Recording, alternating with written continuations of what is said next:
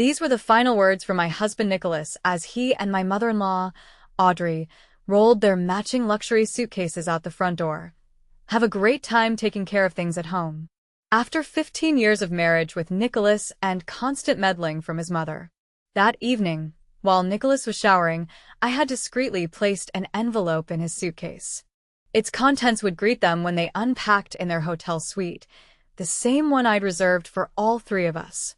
Shutting the front door, my hands shaking, I moved to our home office, sat at my desk, opened my laptop, and commenced the plan I'd been discreetly laying over 3 months, praying it would never be necessary, but prepared nonetheless. Poised to make their Dubai escape far less delightful. Taking a deep breath, I glanced at the clock. In nearly 16 hours, they would check into the address downtown Dubai. In 17 hours. A smile crept as I thought of her role in prepping me for this moment. Not exactly, I replied, but things are about to take flight indeed. I headed to our bedroom, where my suitcase stood ready, not for Dubai, but a different destination, one that would astound them more than the envelope's revelations. As the afternoon sun cast lengthy shadows across the living room, I sat, waiting for my plan to unravel, one revelation at a time. They believed they were leaving me behind to handle matters. Little did they know how adept I had become at handling things. The next day's call would merely begin the unfolding. The phone rang, predictably, and I witnessed its vibrations. Nicholas's name on display. I allowed it to ring thrice before answering, desiring my voice to remain steady. "Hello," I greeted, feigning ignorance of the call's purpose. "What the hell is this? Camila?" Nicholas's voice wavered with a mix of rage and fear. Audrey's sharp voice demanded the call be on speaker. "How could you?" "How did you?" he began. "How did I know?" I finished, my calm demeanor surprising. "Maybe we should start with how long you planned this trip without me. Was it before or after you began transferring money from our joint to your private account?" His sharp inhale confirmed I hit my target. For a year, I documented, prepared, feigned trust in their deceit. It began with minor discrepancies, missing receipts, unexplained lunches. Audrey's increasing visits aligning with our date nights. Yet, it was discovering a real estate listing on Nicholas's laptop 6 months ago that unveiled their betrayal's magnitude.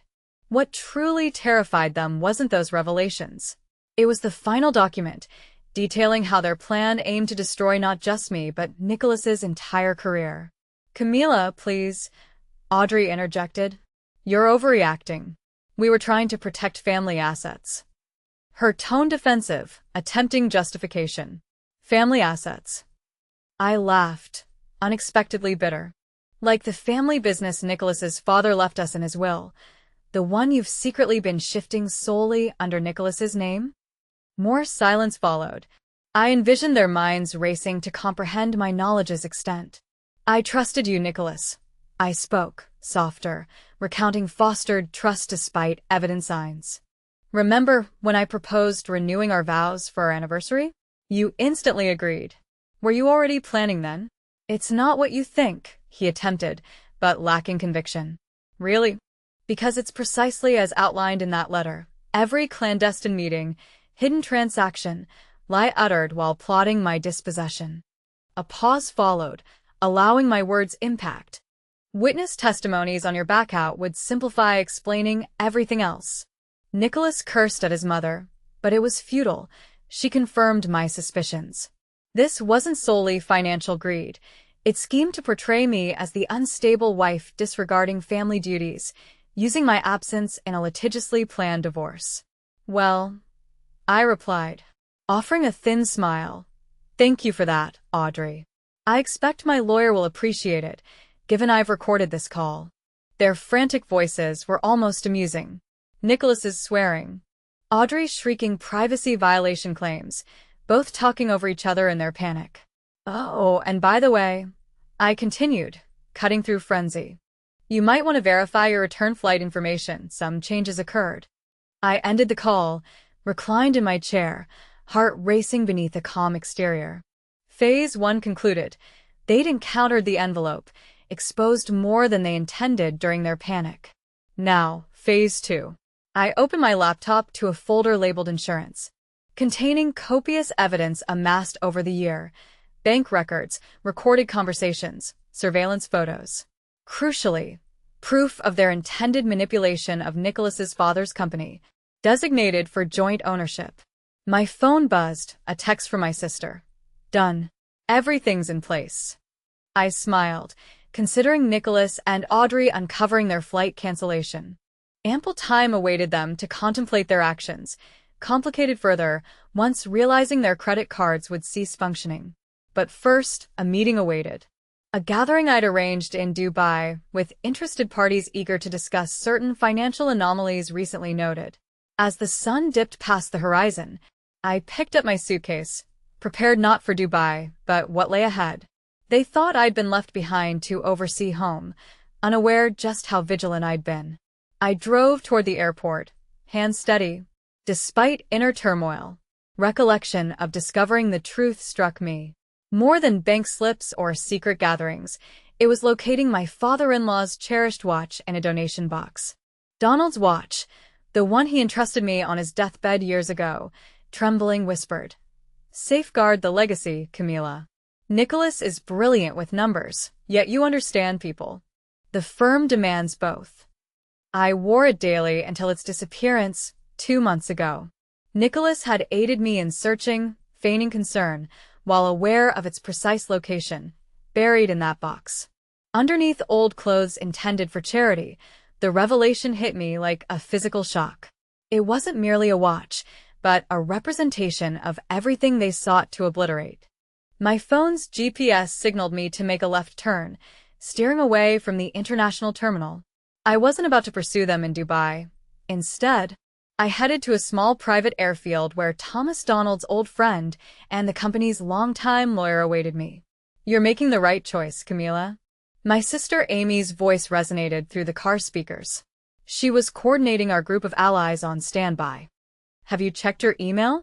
They're already attempting damage control," she prompted. Upon parking, I opened my laptop and indeed found an email from Nicholas, copied to the entire company board. "Dear Bard, it's come to my attention that my wife, Camila, might reach out to you with some distressing claims. She's been under immense pressure and fears have led her to some baseless concerns. Rest assured, all company dealings are entirely above board." His attempt at portraying me as unstable was quicker than we anticipated, drawing a laugh from me. "Keep reading," Amy insisted. The subsequent email, from Audrey to Nicholas, had accidentally been copied to my work email, likely in her panic. "Nick, dear, I've spoken to Judge Harrison. He owes your father a favor and says he can expedite things once we're back. Camila won't know what hit her. I've already briefed with most of the board members during last month's charity gala. They believe it's for everyone's good." "Perfect," I murmured as I forwarded both emails to Thomas. Their conspiracy was being documented by them. Grabbing my suitcase, I headed toward the small terminal where, through the window, Thomas awaited, his silver hair glistening under the fluorescent light. Standing beside him was Catherine Harrison, Judge Harrison's wife and my closest ally on the hospital board where I volunteered. Right on time, Thomas welcomed me warmly. "The pilot's ready. Are you certain about this?" I nodded, reflecting on the chain of events set in motion. At this point, Nicholas and Audrey would realize their access to the company accounts was suspended, pending an emergency board meeting in person, not in Dubai as they'd plotted. "Did you know?" I mentioned to Catherine as we approached the private jet, "that your husband aided Audrey in setting up a secret trust using company funds meant for the hospital's children's wing?" Catherine's face grew stern. Initially skeptical, her investigation had unearthed more than I anticipated. Judge Harrison's involvement was only the beginning. "He will face some significant inquiries from the ethics committee next week," she remarked grimly, along with others in our community who facilitated the scheme. As the plane readied for takeoff, Nicholas tried calling again, and I sent him to voicemail, letting him panic and wonder. Soon enough, they discover my destination. "Your father-in-law would be proud," Thomas quietly commended as we fastened our seatbelts. "He always said you were the company's heart, which is why he left you those controlling shares in his secret will." I paused. His what? Thomas smiled, pulling a document from his briefcase. The will that Audrey and Nicholas never knew about, kept safe per Donald's instructions, until Camila needs it most. And I believe that time has come. As the plane taxied, I opened the envelope, my hands shaking for the first time that day. Inside was a document dated just weeks before Donald's passing, accompanied by a letter addressed to me. My dear Camila, if you are reading this, then my concerns about Nicholas and his mother have materialized. I observed their transformation over the years, how money and power altered their values. Yet, I've also witnessed you adhering to the fundamental tenets upon which this company was founded: integrity, care, and genuine concern for our employees and community. Therefore, I left you 51% of the voting shares, to be revealed only if the company's core values were ever compromised. Thomas was instructed to wait until you discovered the truth yourself. I was confident you would, having always possessed a knack for seeing through deceit. This company isn't solely about profitability. It encompasses the thousands of families reliant on us, the communities we bolster, and the legacy of trust we've established. Nicholas and Audrey might have overlooked this, but I am certain you haven't. Safeguard our people and our legacy, Camila. With heartfelt trust, Donald.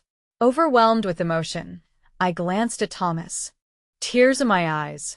All this time, you were never as isolated as they wanted you to believe, he said, completing my thought. Now, shall we go show the board what kind of company they almost lost?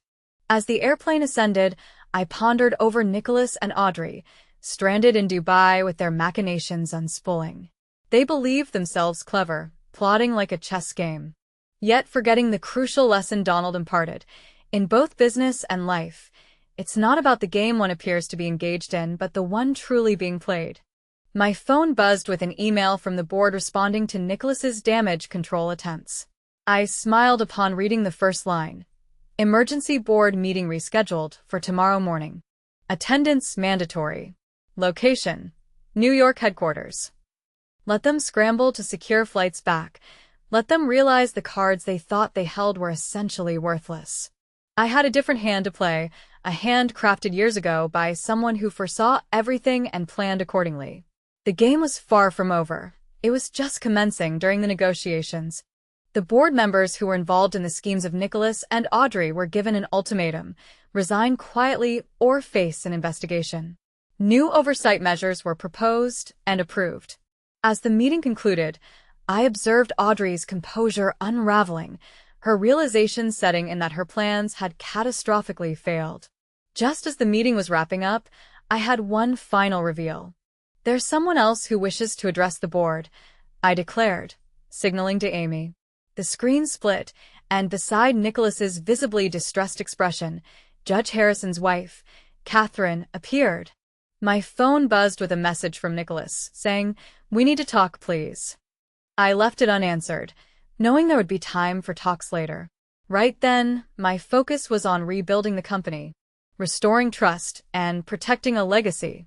This time, I wouldn't be doing it alone. That evening, I sat alone in Donald's old office, now mine, watching the sunset over the city skyline while memories of my 15 years with the company played like a film reel in my mind. My first day as a junior analyst, Donald's patient mentorship, falling in love with Nicholas, and the grand visions we had for the future. Since the board meeting, my phone hadn't stopped buzzing. Nicholas's messages had shifted from angry demands to desperate pleas, and finally, a single message that cut deeply. "Dad would be ashamed of what you've done to this family." I picked up a framed photo from Donald's 60th birthday celebration, smiles all around, Audrey's arm possessively over my shoulder. With trembling hands, I laid it face down. A soft knock at the door broke my train of thought. "Come in," I called, hastily wiping my eyes. Lisa, Donald's former executive assistant and a longtime ally of mine, entered with a hot cup of tea. "Just like he used to have," she said softly, setting it on the desk. "2 sugars, a splash of milk." "Thank you, Lisa," I replied, wrapping my hands around the warm cup. "How's the team?" "Processing," she said, settling into a chair. The news about the diverted hospital funds hit hard. Many have children treated there. She paused. Camila, there's something else you need to know. My heart dropped. What now? Lisa hesitated before saying, Audrey's been down in HR, telling anyone who would listen that you're having a mental breakdown, trying to paint this as some paranoid episode. I laughed, but it was devoid of humor. Of course she is. What else? She continued. Nicholas has been calling board members, claiming you manipulated his father's mental state to secure that second will. The tea now tasted bitter. Even now, they were trying to twist the narrative, paint me as the villain in their saga. But they overlooked one critical factor. Lisa, I said, standing up, could you ask Thomas to join us and bring me the security footage from Donald's last hospital visit? An hour later, Thomas arrived with a hard drive. Are you sure about this? He asked hesitantly. Watching won't be easy. Nothing about this is easy, I replied. But we must prepare for what they might do next. Unknowing that I was hidden behind the privacy curtain, their conversation, picked up by the room's security system, was incriminating. Just sign these, Dad, Nicholas was urging. It's routine paperwork, nothing to worry about. Despite his weakened state, Donald's voice was firm. Where's Camila? I want Camila to look at them first. Camila's not family, Audrey snapped. She can't be trusted with these decisions. Just sign them for your son. The footage showed me stepping out from behind the curtain, catching them attempting to coerce a dying man into signing away company assets. The shock and animosity on Audrey's face were unmistakable. Well, Thomas said as the video finished, I think this thoroughly disproves any claims about Donald's mental state or your alleged manipulation. Make copies, I instructed Lisa. Secure copies and pull all the visitor logs from that period. We need to be ready. My phone rang, displaying an unfamiliar Dubai number. Against better judgment, I answered, putting it on speaker. Mrs. Collins? An accented voice inquired. This is Detective Rashid from Dubai Police. We're investigating some concerning financial transactions made from your company's accounts to several local entities. I glanced at Thomas, who nodded grimly. We had wondered about Nicholas's use of those misled funds. Yes, Detective, I replied steadily. We've been conducting an internal investigation ourselves. I'd be pleased to share our findings. Exhausted yet resolute. The day wasn't over. The battle wasn't over. Lisa, contact security. Lock down all system accesses except for essential personnel. Thomas, we need to. Another, more urgent knock came then. Catherine Harrison barreled in, her face ashen. Camila, turn on the news, she exclaimed. The local evening news ran a segment highlighting leadership woes at our company, featuring carefully selected images of me looking stressed or upset at various events, likely Audrey's work. Yet, and so had I, gone was the dutiful daughter-in-law, replaced by a leader they never anticipated, one who had learned from the best, observed, waited, and planned. It was near midnight, with most of the office having cleared out hours earlier, but an essential team remained, working through the encrypted files found on Nicholas's private drive. My breath hitched scanning the documents. They weren't only about the company. They were about Donald. His illness, I whispered, the puzzle pieces locking in place. They knew. The files divulged a shattering truth. Nicholas and Audrey had discovered Donald's condition months before he showed any symptoms, secretly obtaining medical reports revealing the early stages of his illness. Instead of notifying him, getting him treatment, they'd waited, schemed, and plotted. There's more, Marcus said quietly, scrolling to another document. We found emails between Mr. Collins and various overseas accounts. The Dubai trip, I murmured, realization dawning. It wasn't just about evasion. They had been meeting with investors promised control of the company's international divisions. As I read the emails, my hands quaked. They had plotted to divide Donald's life's work, selling it piecemeal to high bidders. The Dubai vacation had been intended as a victory lap for finalizing deals. Mrs. Collins, Lisa appeared in the doorway. The hospital board is on line 1. They uncovered something in their audit. I switched the call to speaker, allowing Marcus and Lisa to listen in.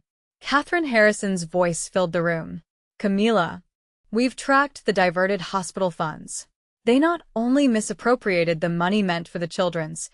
Camila felt the weight of the discovery. The systematic underfunding wasn't just financial mischief, it had jeopardized people's lives.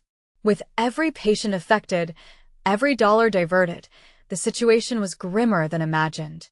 Camila asked Marcus, "How many patients are involved?" Dreading his response, Camila braced herself for the worst.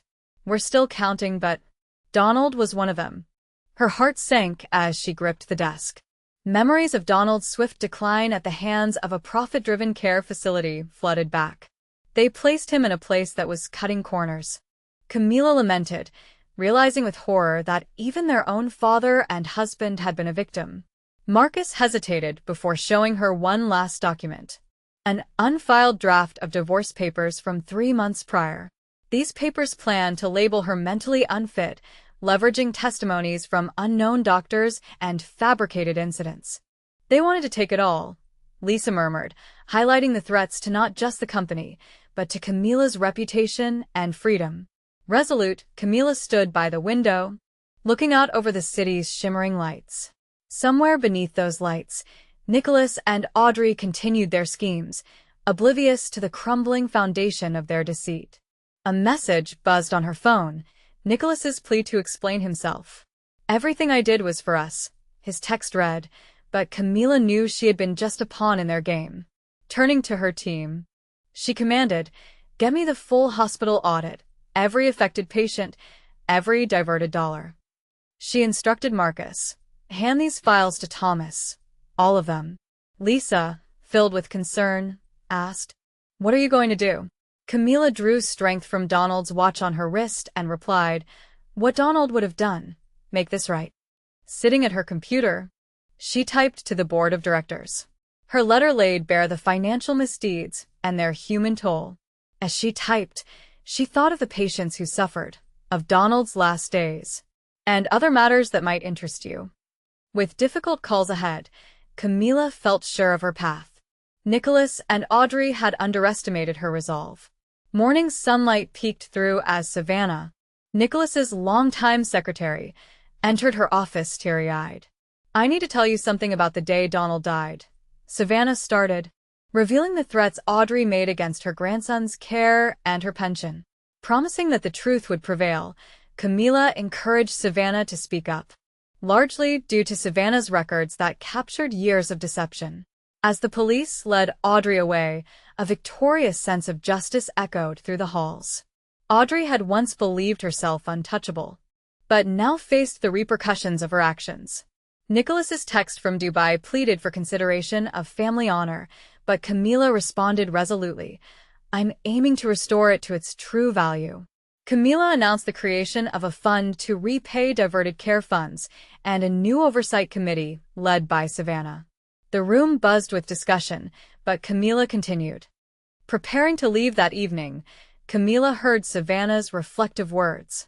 "Donald once told me that true leadership lies in upholding trust," she shared, as Camila smiled, seeing the broken trust now being restored. As Camila headed home, a final message from Detective Rashid revealed more about Nicholas's hidden dealings. Among his belongings, revealing how Donald had spent years sheltering employees and their families. The realization of how close they'd come to losing their homes struck Camila profoundly. A message from Catherine hinted at more revelations to come, shaping a story of stewardship that was just beginning to emerge fully. Telling the nurse, "I couldn't be reached." "He had something important to tell you," Savannah quietly mentioned later. Having overheard Audrey discussing it with anger because Donald persistently asked for me, claiming I needed to know something crucial. As I closed my eyes, memories of that night returned.